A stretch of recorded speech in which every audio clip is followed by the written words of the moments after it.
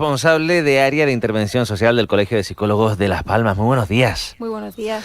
Llevamos unos cuantos días hablando mucho de nuestros ancianos, no en la mejor de las maneras.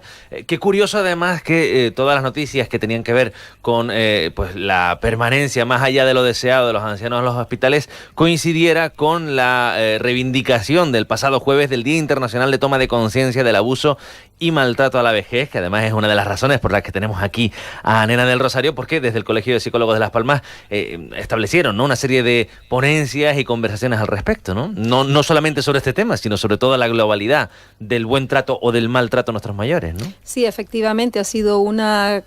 triste coincidencia, Una ¿no? triste coincidencia en el tiempo, pero que a su vez también...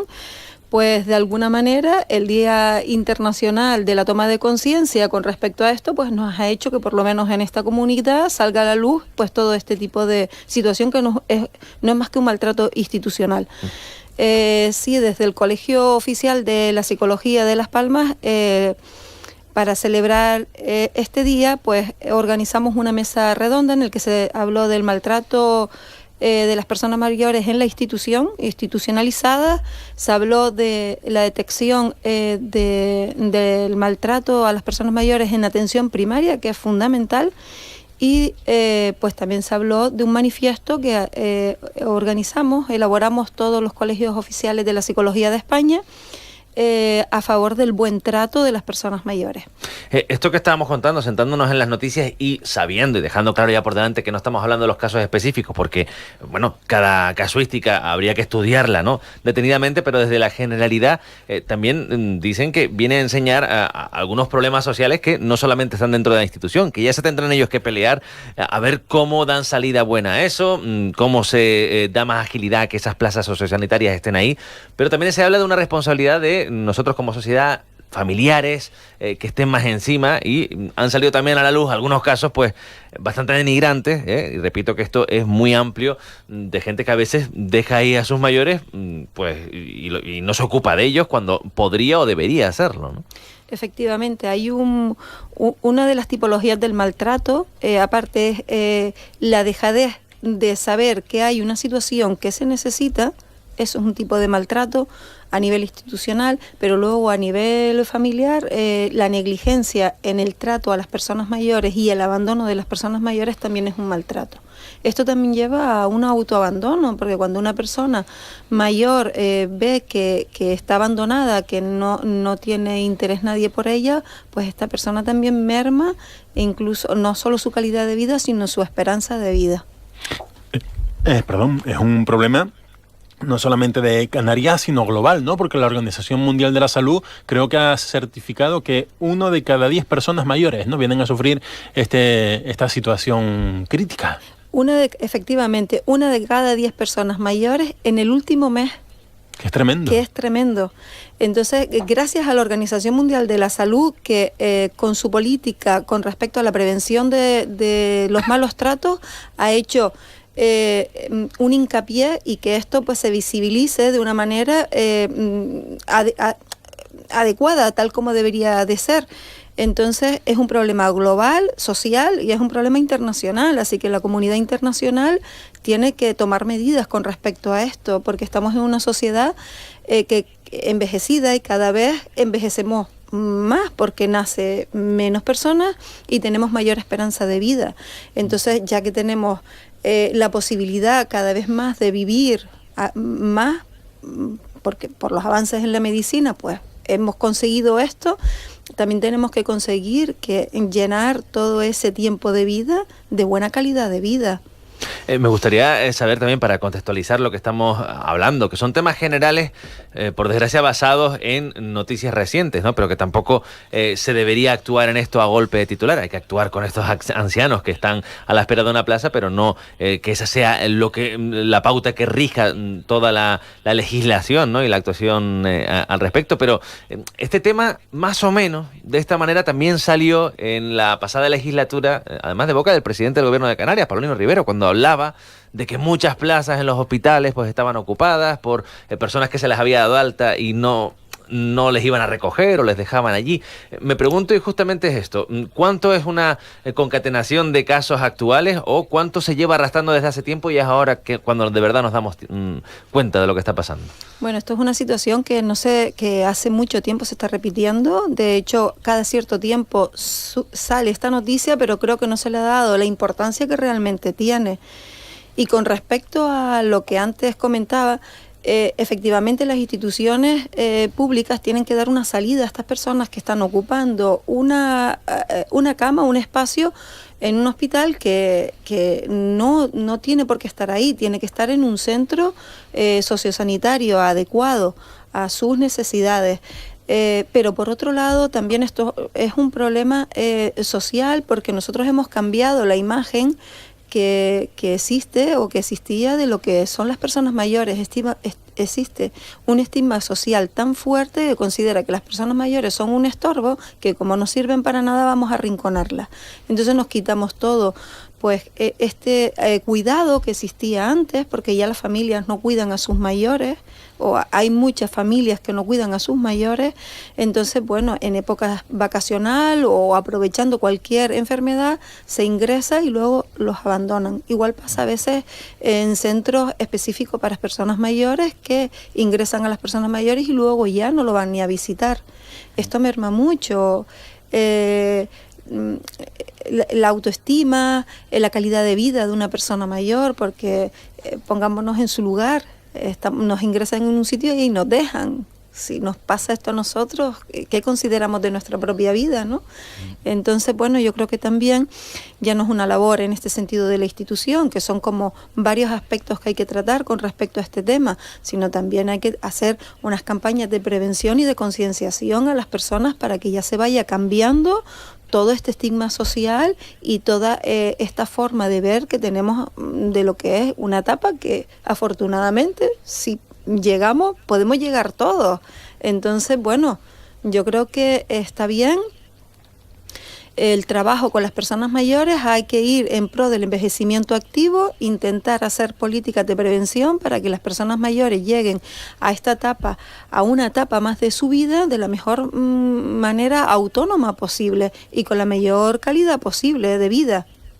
Efectivamente, señora del Rosario, yo creo que ahí está la clave, efectivamente. Primero, desde el punto de vista de la reflexión social, ¿no? Aquellas familias que abandonan a los mayores y, por otro lado, aquellas familias que no tienen la suficiente capacidad económica para solventar o afrontar situaciones de este tipo concreto, ¿no? Luego, evidentemente, sanitarios, en cuanto a la escasez o el déficit de camas sociosanitarias, y luego está, evidentemente, la situación de los ancianos que existen, carecen las administraciones, los ayuntamientos de planes de soledad para focalizar los servicios sociales ante situaciones de penurias de muchos ancianos. Pero fíjense un dato que le transmito, señor Rosario, que me parece tremendo, es decir, responsables sanitarios del Servicio Canario de Salud en Tenerife reconocen que durante este tiempo han fallecido, por lo menos entiendo, los hospitales tinerfeños, ancianos mayores ingresados a la espera de una cama. Eso es tremendo, Eso es tremendo, es lo que comentaba. La esperanza de vida se ha alargado, pero desde el momento que una persona hay una negligencia o hay un maltrato sobre esta persona tiene también un autoabandono, entonces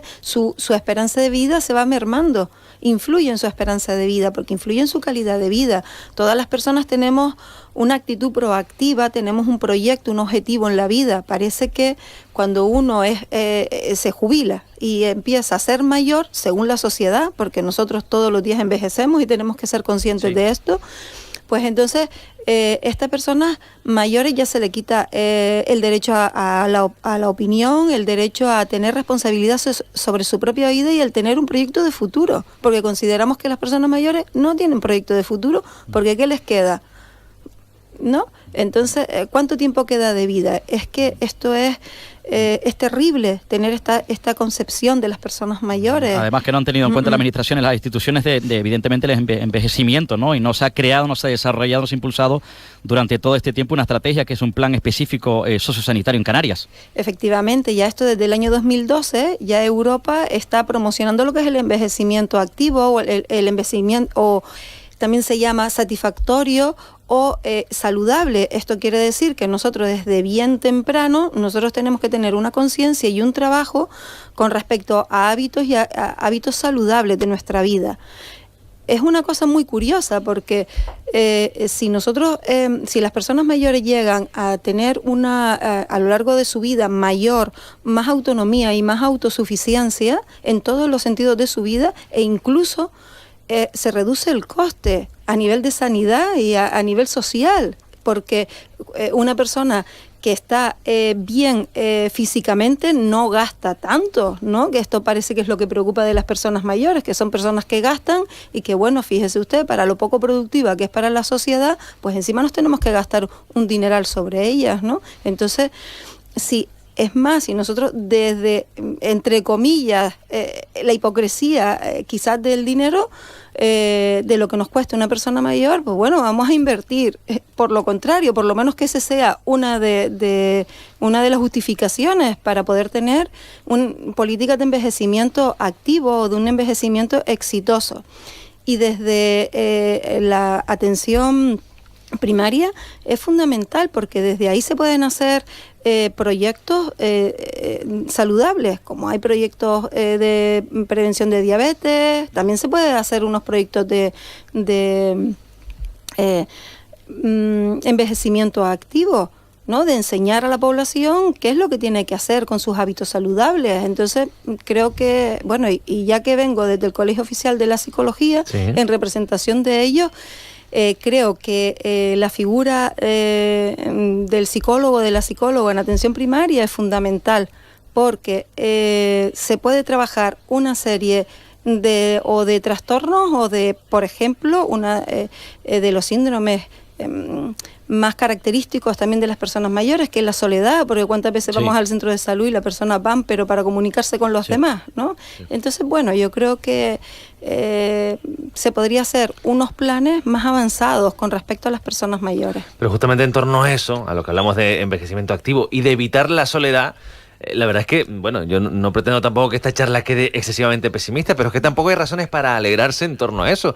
Hemos visto en diversas noticias, y hemos contado nosotros también aquí desde estos micrófonos, cuando uno se va acercando a cada uno de los municipios suele haber muchos problemas, justamente además en los centros de mayores, ¿no? Centros que se cierran, que no están activos, que no permiten o no dan a los mayores esa capacidad de reunión y de actividades que también les vendrían para evitar todo esto que estamos diciendo también, ¿no? Sí, efectivamente, hay municipios que sí que tienen proyectos y actividades para personas mayores bastante considerables, muy bien. Yo entiendo que también tienen que ser proyectos más integrales, no actividades dispersas, como puede ser pues la actividad deportiva, que está muy bien, pues la actividad que los talleres de memoria, mal dichos porque son talleres de estimulación cognitiva, pero es como ofertar muchas actividades, pero sin a lo mejor una idea integral.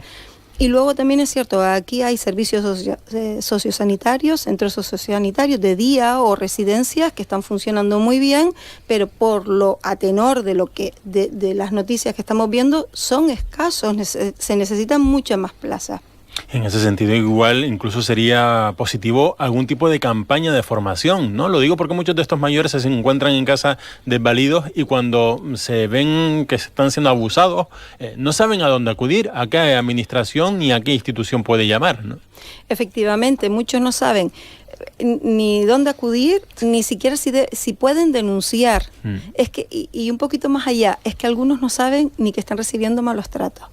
Es curioso, pero sí que tiene que haber una campaña de formación y de información para que sepan los derechos que tienen las personas mayores. Al igual que a lo mejor hay campañas pues en contra del maltrato familiar o incluso la violencia machista, ¿no? Una mujer puede estar sufriendo un maltrato, pero sabe los causas a los que puede acudir. Un mayor en este caso no.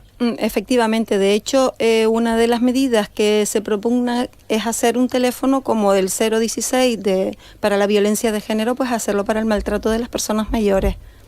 Aquí es importante el papel de los asuntos sociales, los asistentes sociales de los ayuntamientos, en casos, por ejemplo, como decía usted, señor Rosario, que configuren, pongan en marcha, impulsen planes de soledad, porque nos hemos encontrado algunos casos, algunos recientes, por ejemplo, en Santa Cruz de Tenerife, de alguna persona mayor que está sola, que luego sufre problemas mentales, que se encuentra en una situación de penuria, que roza la enfermedad del síndrome de Diógenes y luego fallece desgraciadamente, y se enteran las instituciones o el propio ayuntamiento, que es la administración más cercana, gracias a los propios vecinos, Efectivamente, los servicios sociales tienen mucho que hacer y que decir con respecto a esto, pero el maltrato también tiene una visión o una intervención multisectorial entre las que por un lado debe estar los servicios sociales, por otro lado sanidad y por otro lado también la educación.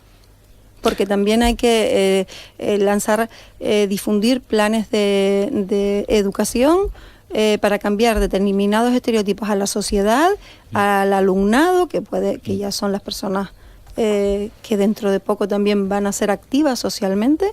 Entonces es importante, es un problema multisectorial y yo creo que tiene que haber estas tres ámbitos para trabajar el maltrato. Ahora justamente casos como el que comentaba Óscar, que también nos llegan, ¿no? Y llegan muchísimo más de lo deseado, y son cuando llegan a las noticias, ¿no? El fallecimiento de alguien, pues por avisos de los vecinos, pues normalmente un fuerte olor o lo que sea, y se encuentran con lo peor, ¿no? Y ese anciano ya, esa persona anciana que ha estado en la soledad, muchas veces arrastrando enfermedades psicológicas potentes, ¿no? Enfermedades mentales potentes, y no ha habido nadie que se ocupasen de ellos, ¿no? Hasta que ha llegado el desenlace final. No sé si hay manera incluso de controlar y de que no hayan tantas personas que nunca se les va a hacer el seguimiento hasta que finalmente fallecen en esa soledad, y incluso pasan varios días antes de que nadie se dé cuenta, ¿no? Efectivamente, por eso comentaba que sanidad es un punto importante, porque los centros de atención primaria es un centro, un